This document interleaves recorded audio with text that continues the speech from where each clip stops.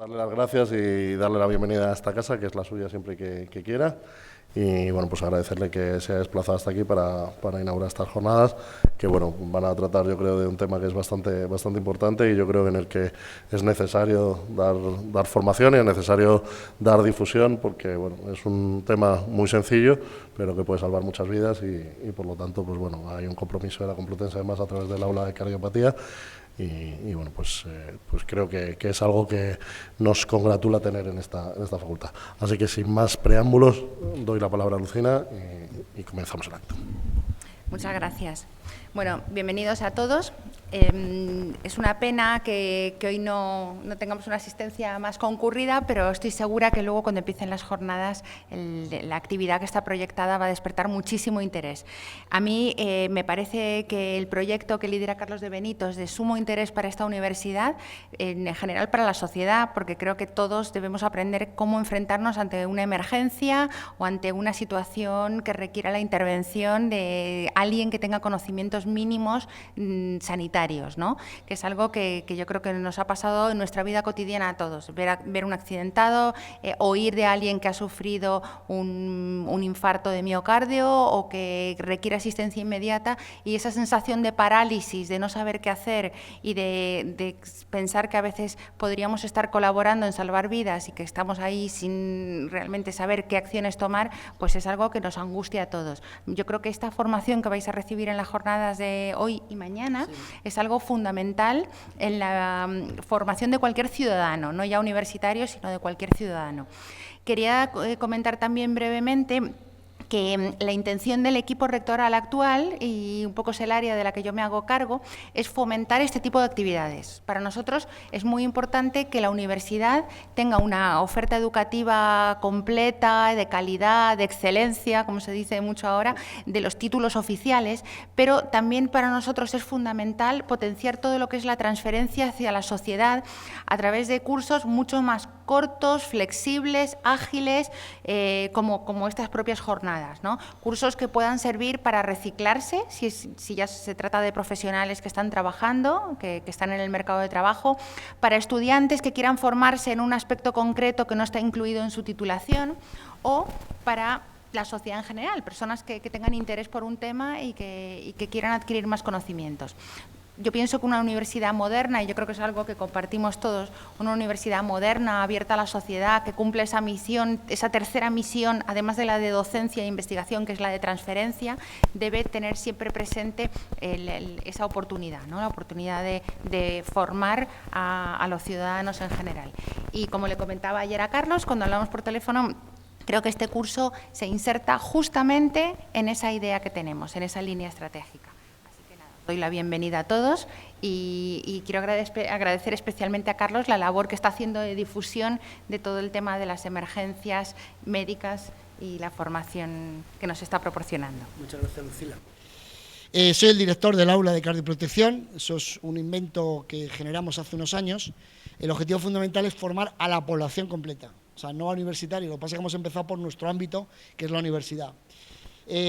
Me hice instructor de la Asociación Americana del Corazón hace muchos años, en Estados Unidos, y después en España me hice ya instructor del Consejo Europeo de Resucitación a través de la SEMICIUC, que es una sociedad médica que ha sacado adelante un programa que ya veremos, que es el Plan Nacional de RCP.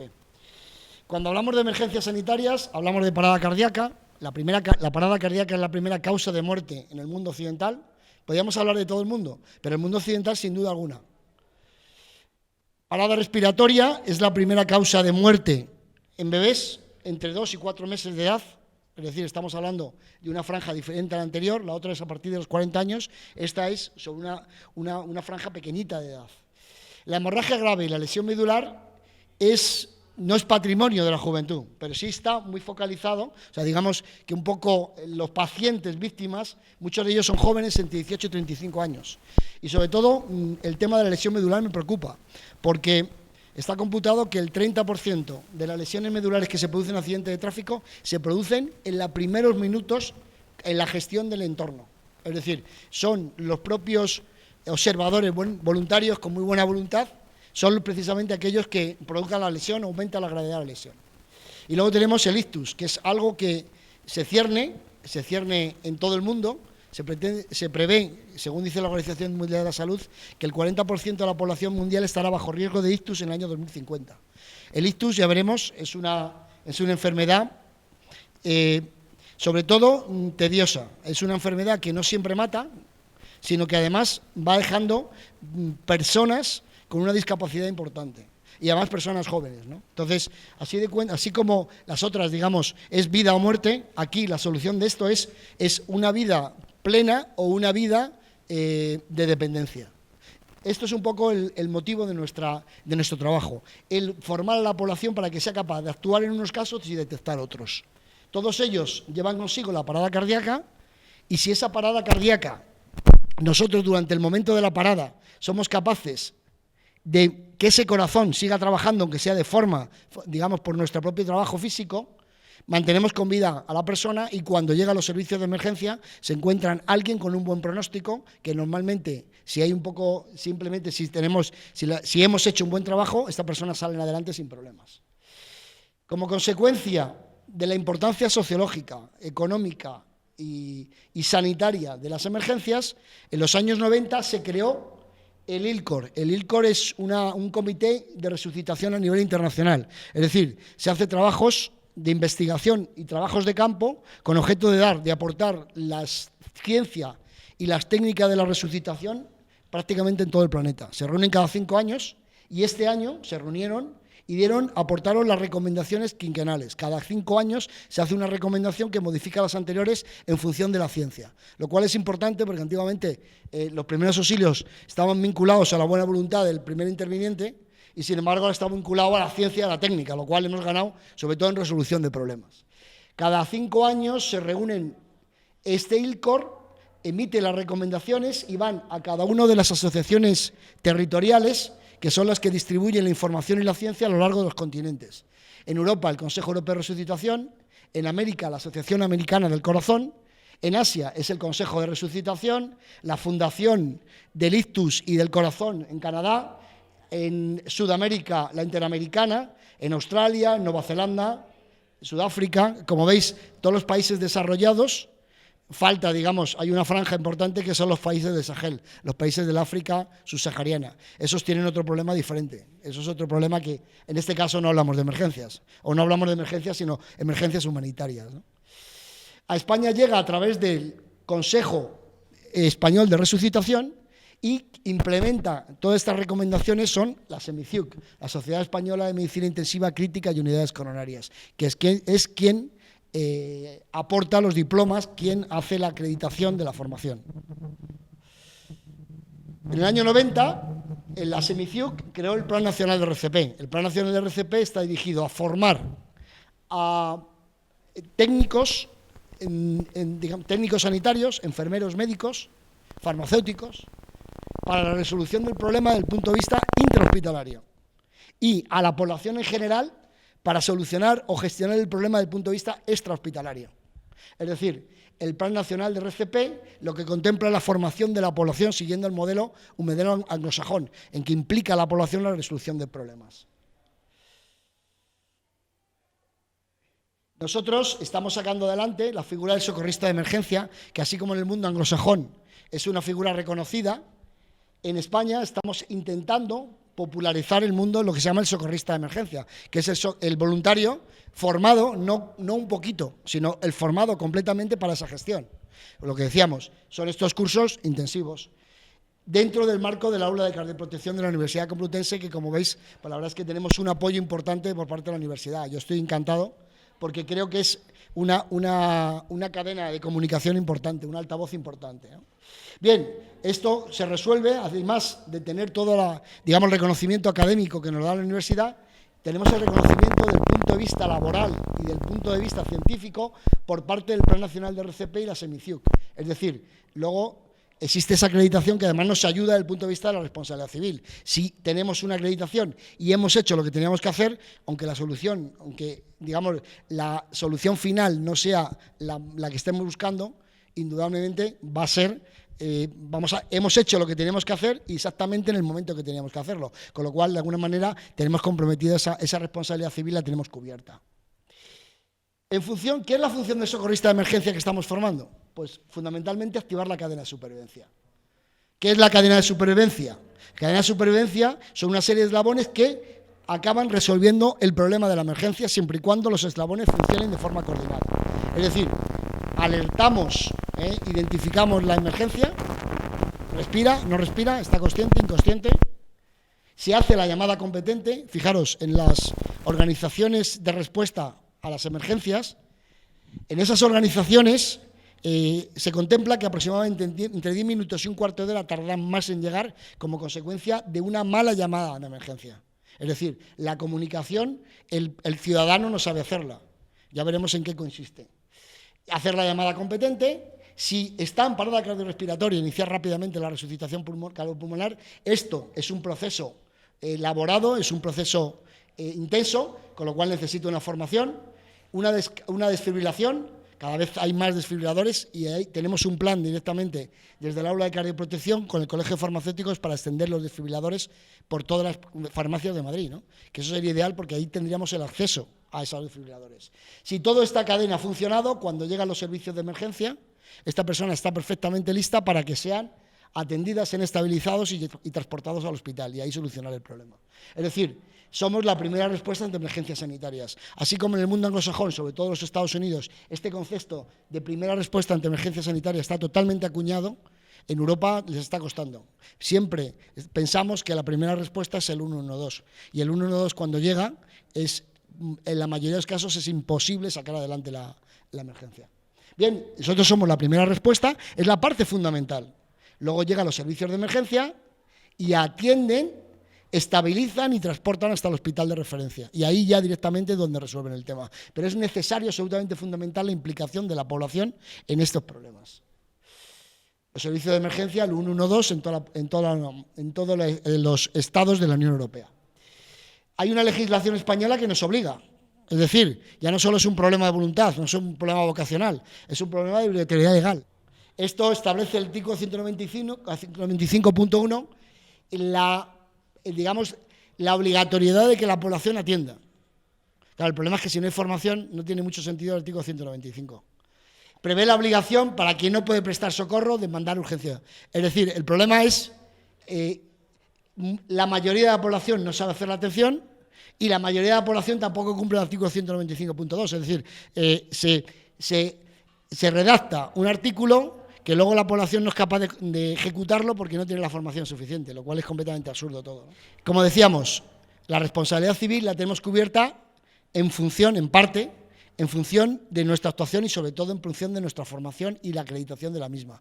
Por eso es muy importante que no solo se hagan estos cursos de primera respuesta, sino que además hay una acreditación que certifique la competencia del individuo, ¿no? Y en este caso, por ejemplo, es el caso que más alarma a la población. ¿Quitamos o no quitamos el casco?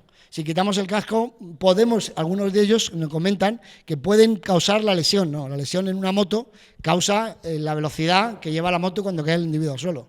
Eso no es. Lo que pasa que sí es cierto que si se hace mal los gestos de quitar el casco, indudablemente vamos a empeorar. Por eso es importante que la población aprenda a quitar el casco, sobre todo para mejorar el pronóstico de cada uno de los accidentados. Bien, ¿quién son los servicios de emergencia en Madrid?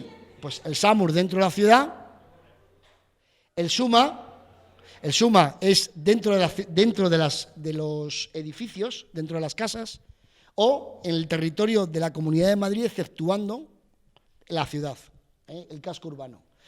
Nos mandan una ambulancia está conducida por 2 personas y que son fundamentalmente camilleros, es decir, lo que hacen es manejar una camilla.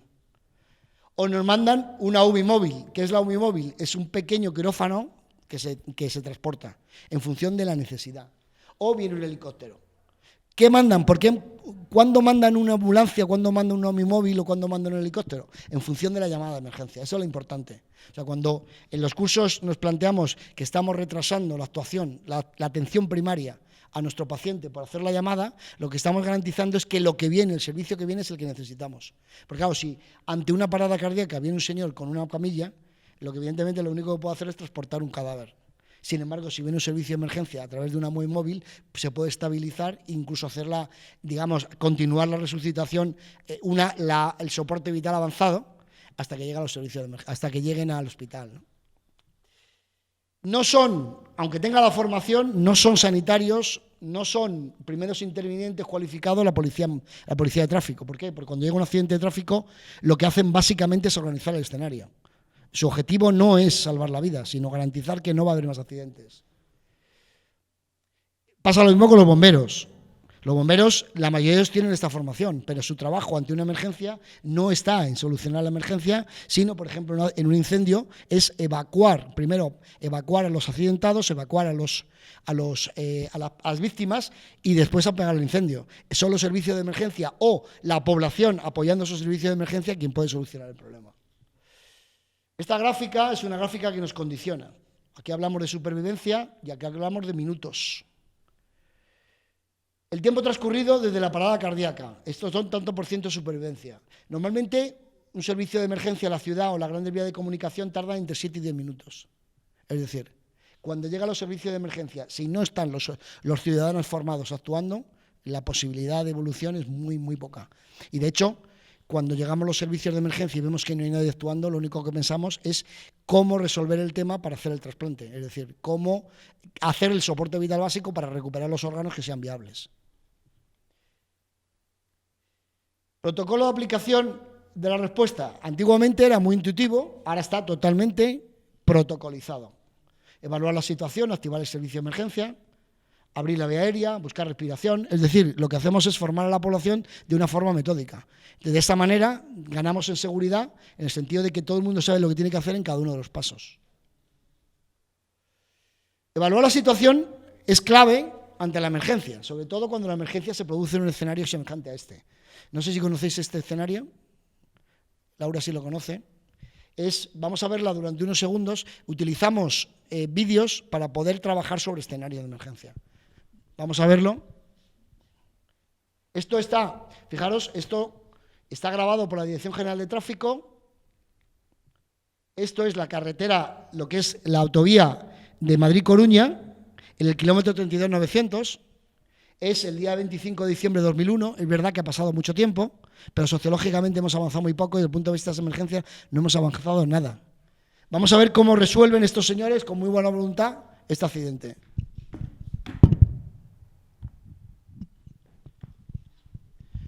Observar que tenemos aquí el conductor de uno de los coches volcados, hay gente con muy buena voluntad, para en el coche, no sé si es el mejor de los sitios para parar, luego veremos que no.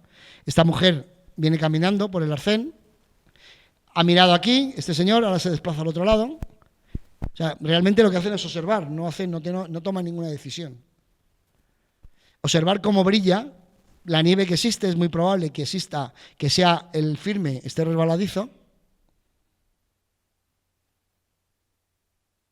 Habla con uno, hay otro de los observadores que va a hacer lo mismo que el anterior. Por supuesto, nadie asegura el escenario y esto es la consecuencia que vemos de no asegurar el escenario. Es decir, trabajamos sobre modelos, sobre vídeos, para que aprendamos a asegurar el escenario. Por encima de todo, había que haber evitado que hubiéramos aumentado la gravedad del suceso. Entonces, bueno, trabajamos con esto, como vemos, este es el modelo de comportamiento que se produce normalmente ante accidentes de tráfico. En eso trabajamos y trabajamos de una forma profunda. Trabajamos simulando, porque nos parece muy importante entrar en la simulación con objeto de que sea muy fácil la actuación posterior. Es decir, hay una teoría que soporta la práctica, pero lo más importante es que esa práctica es muy simulada. Y se repite que hasta la situación es fácil de controlar. Siempre con guantes, con objeto fundamentalmente, de aislarnos asépticamente. Pero además, el guante da un rango. Es decir, siempre llevamos guantes porque nos da un estatus con respecto al resto de la población. Son los que llevan los guantes. Es decir, el socorrista que se expresa como socorrista y además lleva los elementos necesarios, tiene mayor credibilidad que el que no. Con lo cual, claro, necesita una cierta equipación. Una equipación semejante a esta, ¿no? Hemos sacado adelante lo que llamamos el kit de socorrista, que es un pequeño elemento, son muy baratos, pero todos los socorristas deben de llevar con objeto de poder hacer. Incluso fijaros que lo que hemos hecho ha sido meterlo dentro de una bolsa de plástico para que sirva, en el caso de una amputación de un antebrazo, poderlo recoger ahí. Entonces, es un kit que hemos diseñado nosotros y que poco a poco los socorristas van adquiriendo. Estamos pendientes de que tengamos un sponsor para que ese mismo sponsor sea el que proporcione este kit de socorrista. Este es el kit de socorrista, manta isotérmica, control de shock, 5 juegos de guantes para aquellos ayudantes que nos pueden de alguna manera también significarles y que tengan esa asepsia, mascarilla de resucitación y mascarilla de bolsillo y unas tijeras para cortar rápidamente las camisas. ¿Qué evaluamos en la evaluación primaria? Consciencia y respiración. Es sencillo, realmente no estamos sustituyendo el trabajo del médico. El médico hace el diagnóstico. El diagnóstico es por qué se ha producido la inconsciencia. A nosotros nos preocupa que hay inconsciencia.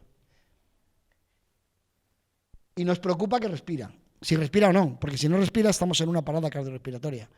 Antiguamente nos decían, no, y si no respira, vamos a tomar pulso. Ahora nos dicen, si no respira, aunque le lata el corazón, va a dejar de latir rápidamente, con lo cual cuanto antes empecemos mejor. Incluso el modelo americano, los norteamericanos ya dicen, si encuentras una persona mayor de 40 años en el suelo, en la calle, ábrele la camisa y empieza el masaje cardíaco. Y si se levanta, le pide disculpas. ¿Por qué? Porque no tenemos tiempo de perder. Esos minutos, ese minuto que perdemos es perder prácticamente un 25% de vida. Fijaros, bueno, nivel de consciencia. ¿Por qué he puesto esto? Porque es muy significativo lo fácil que es para identificar. Responde a estímulos verbales, está inconsciente, pero responde a estímulos verbales. Es decir, si nosotros le aplicamos un estímulo, responde, respira. Con lo cual, una tranquilidad. Si no responde a estímulos dolorosos, si responde a estímulos dolorosos, respira también, pero además también protege de la obstrucción respiratoria causada con la lengua.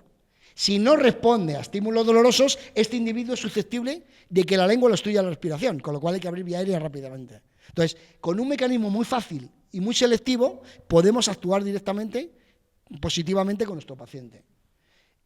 Ante la inconsciencia se llama, antiguamente llamábamos ante la detección de la ausencia de respiración. Ahora llamamos ante la inconsciencia. ¿Por qué? Porque una inconsciencia es suficientemente grave como para que venga un servicio de emergencia. Lo que pasa es que hay que identificarlo con nuestra llamada. ¿Qué es lo que realmente está pasando? Se llama, activamos el servicio de emergencia para que venga la ambulancia, la UBI o el helicóptero en su caso. Es decir, diciendo exactamente lo que está pasando. ¿Por qué es muy importante decirlo y no exagerar? Porque hay efectivos que son limitados, son finitos. Es decir, ese efectivo lo vamos a sacar de otro sitio, con lo cual necesitamos, digamos, determinar claramente las necesidades que tenemos aquí para no desabastecer de otro sitio. Pero tampoco menos. ¿Por qué? Porque ante una lesión medular con un individuo, una lesión alta que puede estar también en parada cardíaca, tiene que venir necesariamente un helicóptero a hacer un transporte rápido. Abrimos vía aérea, hemos dicho que si no responde a manifestaciones dolorosas hay que abrir vía aérea. Acordaros, la lengua es la primera causa de obstrucción respiratoria en individuo inconsciente, que no responde a manifestaciones dolorosas. No hay que meter cucharillas, me han contado de cucharillas hasta alicates, pasando por tenedores, etcétera, etcétera. No, simplemente esta maniobra de hiperextensión en el cuello es suficiente para que la lengua deje de obstruir y el individuo con respiración espontánea siga respirando. Después buscamos respiración. Y la respiración la buscamos dedicándole 10 segundos a comprobar si respira o no. Que parece, dice, ¿es fácil respirar? Pues vamos a ver un vídeo a ver si detectamos si respira o no. Esto, Laura, lo conoces también.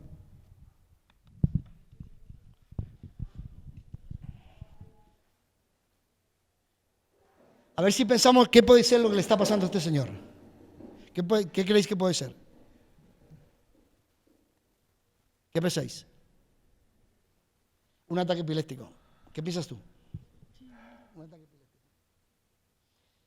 El 80% de las paradas cardíacas se produce unas convulsiones no epilépticas, estas, como consecuencia de la isquemia que se está produciendo en zona del cerebro.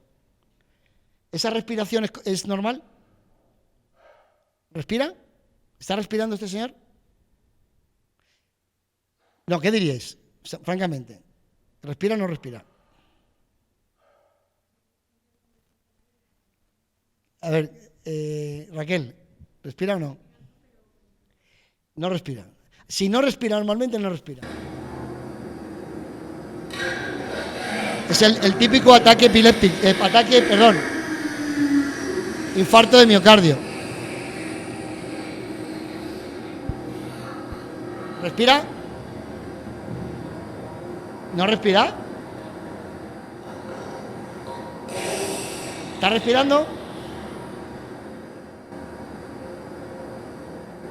¿Cuál es tu nombre?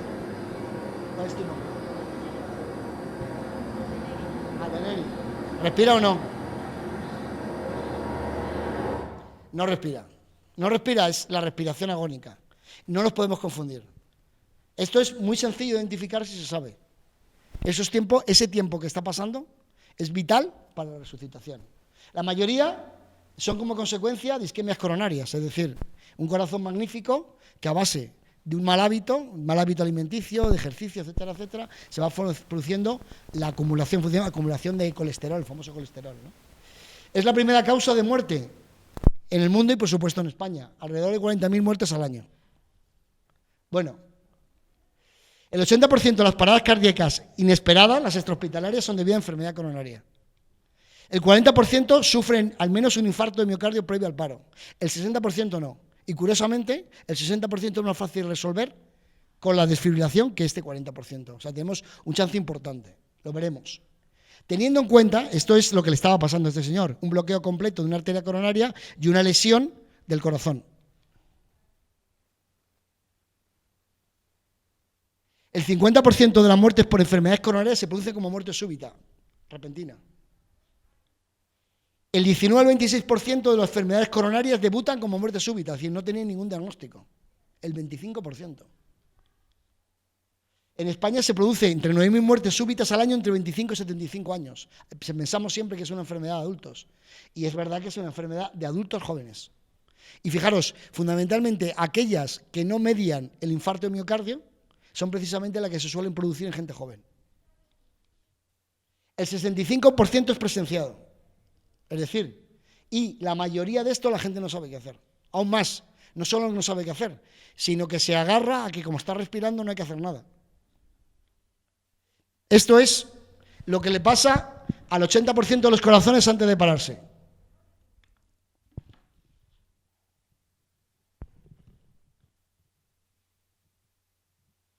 ¿Qué observáis? La aurícula derecha se va dilatando, como consecuencia del retorno venoso, la sangre entra. Es decir, se produce una distensión en esta zona. Y por otra parte, esta zona de aquí está trabajando en ausencia de alimento. ¿Por qué? Porque la sangre no sale del corazón. Esto es lo que le pasa en 5 minutos al corazón. Este corazón ya no es viable, por mucha descarga que exista eléctrica. Es decir, ¿qué es lo que hacemos nosotros con nuestro masaje cardíaco? Normalizar el corazón. Que ese corazón no le pase eso. Es decir, cuando llega la sangre a la aurícula, pasa a los ventrículos, pasa en el pulmón, vuelva, sustituimos el trabajo del corazón. Lo que pasa que, ya veremos después que esta fibrilación para nosotros es muy útil, porque es reversible. La RCP, la resucitación cardiopulmonar inmediata, dobla o triplica la supervivencia en paradas cardíacas. Esto es fundamental. ¿Por qué? Porque si se hace rápidamente, es perfectamente posible la reversión. Vienen los servicios de emergencia, lo estabilizan, lo llevan al hospital, le hacen la operación para sustituir, para salvar esa obstrucción producida por el colesterol. Ahora, con tratamiento de células madre, cuando salen del hospital, salen con mejor corazón que anterior, porque ya no tienen la cicatriz que tenían antes el infarto de miocardio. Es decir, le estamos dando la posibilidad de vida a un individuo que, si no es ese por nosotros, esa persona moriría. Pero es que la salida del hospital tiene mejor calidad de vida que la que entró. Con lo cual, esto es la mecánica nuestra. Hacemos trabajo sobre eso. ¿Qué hacemos? Sustituimos el trabajo del corazón. Cuando hacemos la compresión, hacemos la sístole. Cuando hacemos la relajación, hacemos la diástole. Sustituimos, no hacemos que el corazón arranque. Lo que hacemos es que se normalice. ¿Y qué pasa en el cerebro? Pues en el cerebro, que tanto nos preocupa, durante los 4 primeros minutos se protege de la lesión. Es decir, tenemos tanto para resolver el problema cardíaco, es decir, que ese corazón no se afecte, como para resolver el problema a nivel del sistema nervioso, tenemos 4 minutos para actuar. Es decir, no podemos pretender que en 4 minutos lleguen los servicios de emergencia. Si nosotros actuamos, se mantiene oxigenado el cerebro. Fijaros, esto es lo que pasaría si no actuamos. A los 4 primeros minutos se protege el cerebro y a partir de ese momento la oxigenación va reduciéndose de una manera alarmante, es decir, va produciendo lesiones irreversibles en el cerebro y la médula espinal. Si nosotros hacemos un masaje de calidad, ¿qué estamos consiguiendo? Estamos consiguiendo cambiar la inclinación de esa recta para conseguir de una forma estabilizada, mantener la oxigenación del cerebro. Es decir, ese corazón que puede ser viable y además el resto de los órganos, igual que pasa en el cerebro, también lo son. Una compresión de calidad es más de 5 centímetros, es decir, eso no sale de forma intuitiva, es una compresión compleja. Con un ritmo, que es el que vamos a ver después en la... que es el de...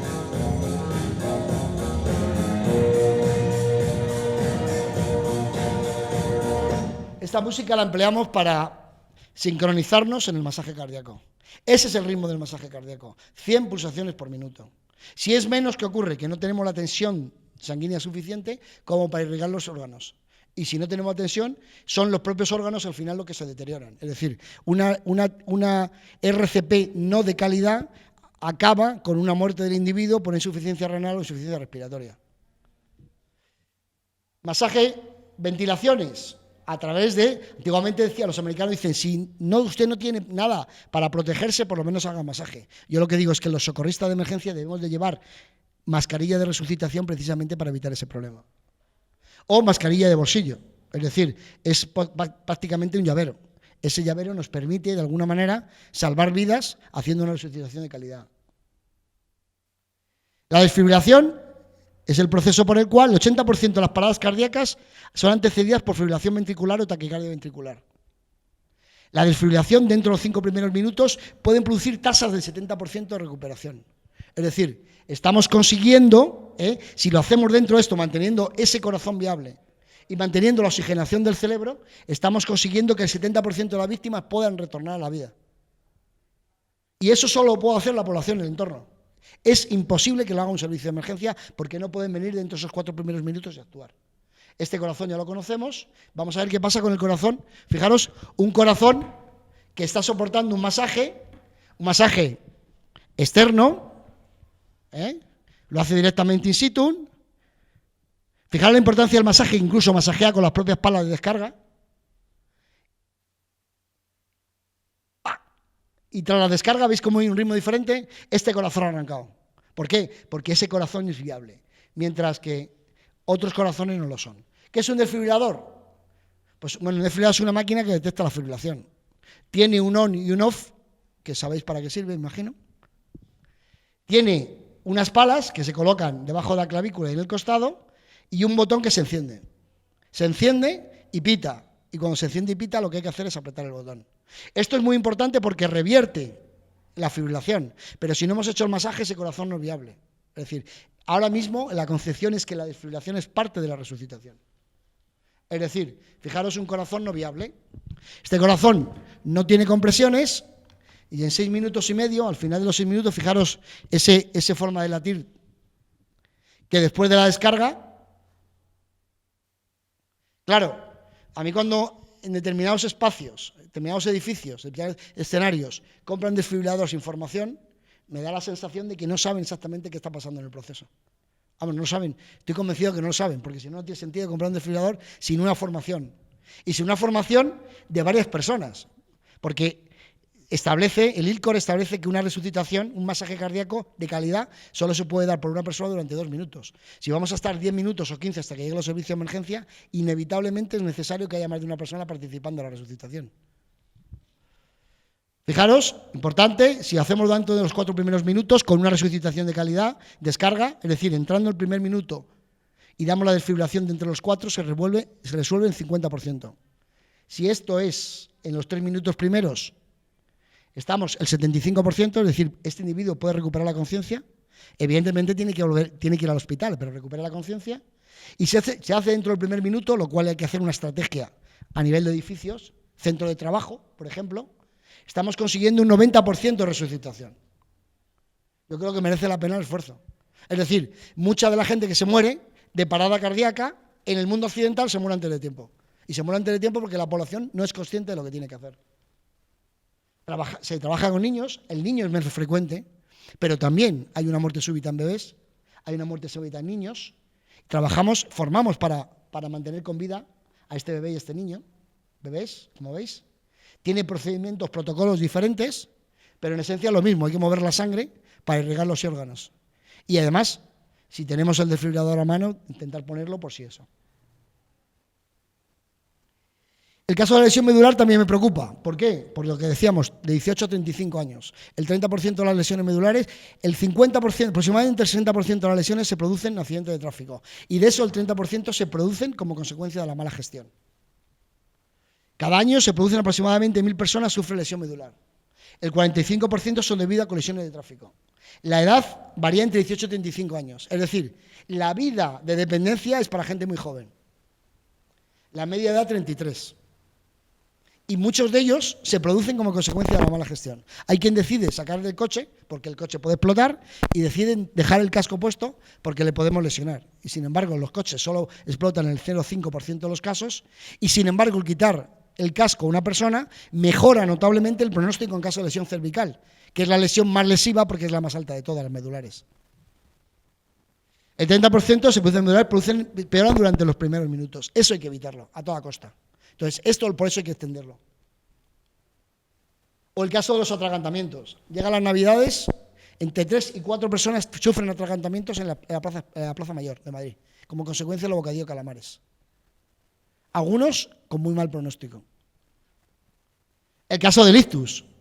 Fijaros los detalles. El ictus es fundamentalmente el accidente cerebrovascular, el isquémico como consecuencia de un trombo o como consecuencia de una hemorragia. Esto es más característico en gente joven, esto es más característico en gente mayor. Pero en todos los casos, fijaros, 40.000 personas al año se mueren. 120.000 cada año, es decir, 1 cada 6 minutos. El ictus es la primera causa de muerte en mujeres en España. Y es la primera causa de discapacidad permanente en España. Y sin embargo, la población no está formada para detectar esto. Fijaros, es más frecuente a partir de los 55 años, pero el 21% de la población, fijaros, mayores de 60 años, está bajo ese. Teniendo en cuenta una cosa, que es muy lamentable la muerte, pero es muy lamentable también la vida de dependencia de gente joven. Gente con 60 años ahora es gente joven y gente que queda impedida, queda dependiente. Fijaros, y aún más, entre 10 y el 15% se producen en personas entre 35 y 55 años. Es decir, gente joven que se produce esa hemorragia. ¿Como consecuencia de qué? Bueno, de hábitos de vida fundamentalmente, ¿no? Y por último, hay un código europeo, ICTUS, que establece que ningún paciente debe tardar más de 3 horas en llegar desde que comienzan los síntomas hasta recibir el tratamiento. Importante, pase usted. Importante, muy importante. Fijaros, para que eso se cumpliera necesitábamos tener 90 hospitales con unidad de ICTUS y tenemos 20 en España. Bien, por eso la Universidad Complutense, a través del Aula de Cardioprotección y del Plan Nacional de RCP, estamos llevando adelante esta formación dirigida a estudiantes, que espero que tengamos más éxito en la próxima convocatoria. ¿Dudas? Chicos, ¿no? Pues yo os agradezco que estéis aquí y a ver si hacemos de cadena de comunicación, fundamentalmente para que la formación se extienda por toda la población. Que eso es un poco el objetivo que comentaba la adjunta al rector para la formación continua, que no solo sea el mundo universitario, sino que sea toda la población. Muchas gracias.